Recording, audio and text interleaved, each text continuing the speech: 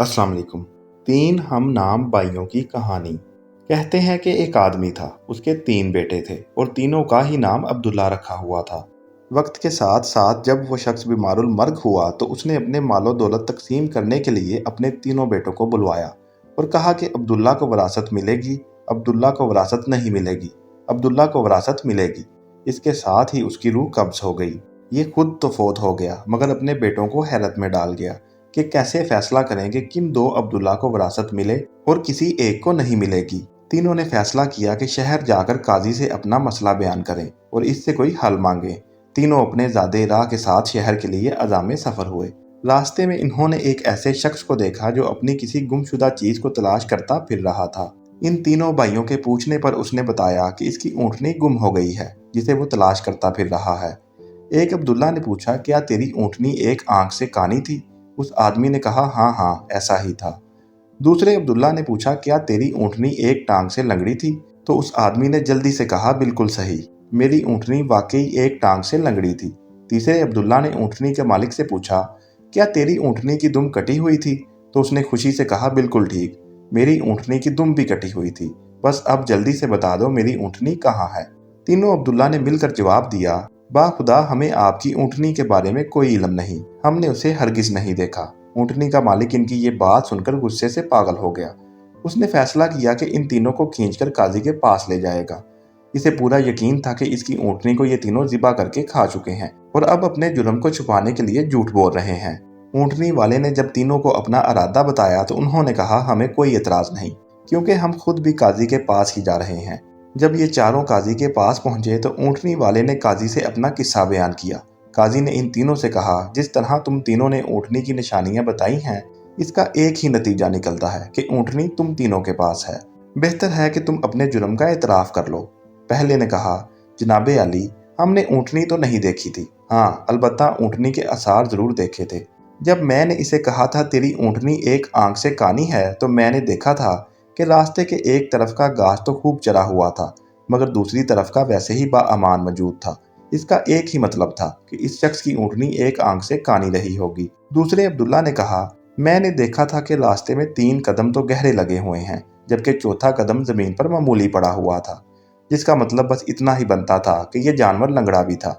तीसरे अब्दुल्ला ने कहा, ऊँट जब राह चलते हुए अपनी मेंगनियां गिराते हैं तो दुम से इधर उधर बखेरते हैं, जबकि हम जिस राह से आए थे वहां पर मेंगनियां एक ही लाइन में सीधी गिरी हुई थी, जिसका एक ही मतलब हो सकता था कि ऊँटनी की दुम कटी हुई है जो अपनी मेंगनियां दाएं बाएं नहीं फैला पाई।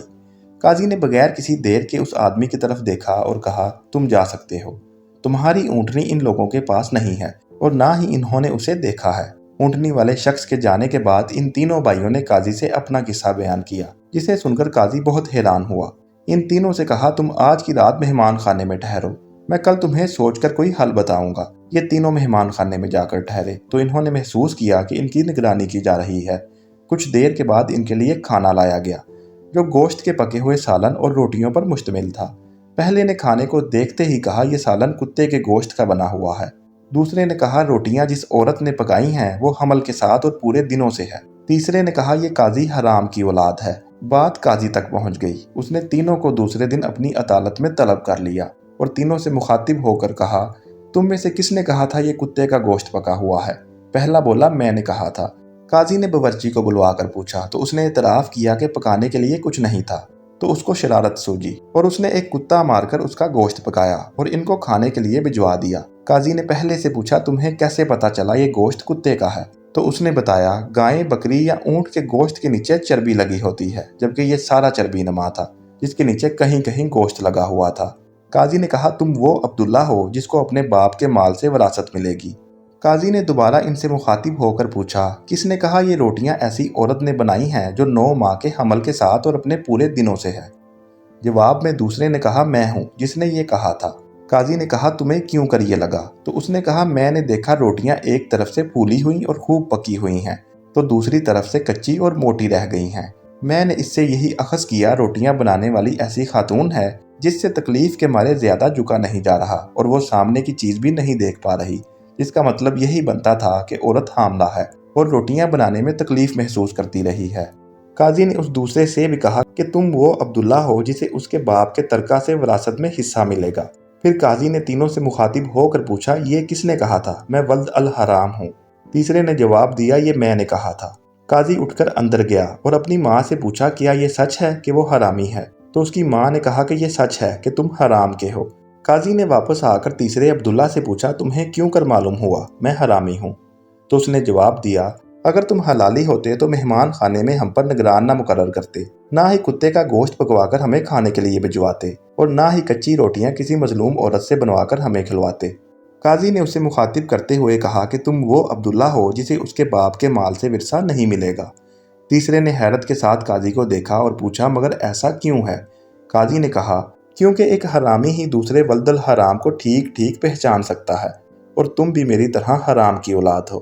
وراثت پانے والے دونوں عبداللہ اپنی ماں کی طرف لوٹے اور دریافت کیا کہ ہمارے تیسرے بھائی کا کیا ماجرا ہے۔